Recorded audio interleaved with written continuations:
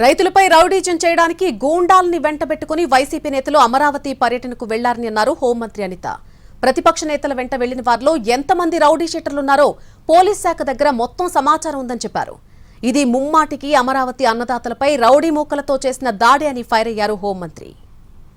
అంటే వైసీపీ వాళ్ళు అమరావతిలో పర్యటించడానికి ఫస్ట్ ఆఫ్ ఆల్ వాళ్ళకి ఎటువంటి అర్హత లేదు. ఎందుకంటే అమరావతికి వాళ్ళు స్వచ్ఛందంగా ఒప్పుకొని నిజంగా వెళ్ళుంటే కనుక వాళ్ళు ఒప్పుకొని వెళ్ళుంటే కనుక అది సపరేట్ పార్ట్. ఈరోజు వాళ్ళు పరామర్శించడానికి వెళ్ళారా లేకపోతే దేనికి రౌడీయిజం చేయడానికి వెళ్ళారా?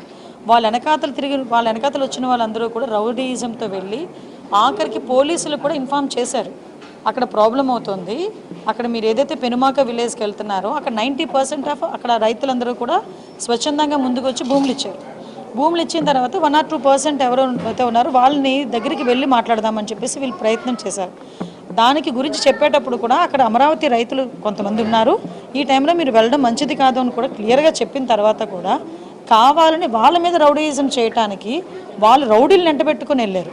అంటే రౌడీలను ఎంటబెట్టుకుని అమరావతి రైతుల మీద రౌడీయిజం చేయడానికి వెళ్ళారా? ఈరోజు వెళ్ళి తిరిగి వాళ్ళేదో రైతులేదో తప్పు చేశారన్నట్టుగా మాట్లాడడం అనేది మంచి పద్ధతి కాదు. అంటే విషయం ఏంటంటే అసలు ఏం జరిగిందనేది డిపార్ట్మెంట్ చాలా క్లియర్గా వాళ్ళ దగ్గర పిక్చర్స్తో సైతం ఉన్నాయి. ఈ వెనకాతలు వెళ్ళిన వాళ్ళు ఎంతమంది రౌడీ షీటర్లు ఉన్నారో కూడా అందులో కూడా తెలిసింది, క్లియర్గా ఉంది. అందులోని వాట్ ఎవర్ ఇట్ వాళ్ళు కంప్లైంట్ ఇచ్చారు కదా, ఎంక్వైరీ చేస్తాము. యాక్చువల్గా అమరావతి ఈరోజు శరవేగంగా ముందుకెళ్తుందండి. అమరావతి రాజధాని అన్నది ప్రజల కలల రాజధాని.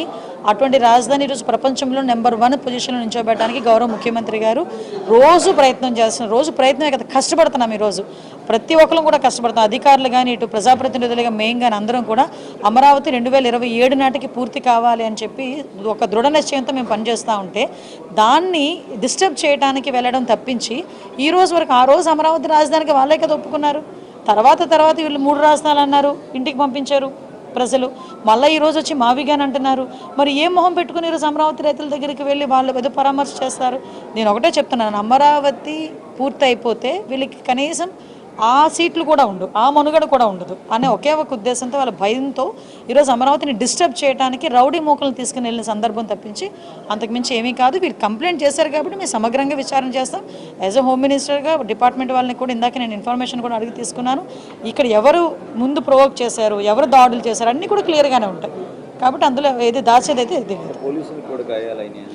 ఒక కానిస్టేబుల్కి కూడా గాయాలైనాయి. అంటే వీళ్ళు ఒకరి మీద ఒకరు అంటే వీళ్ళు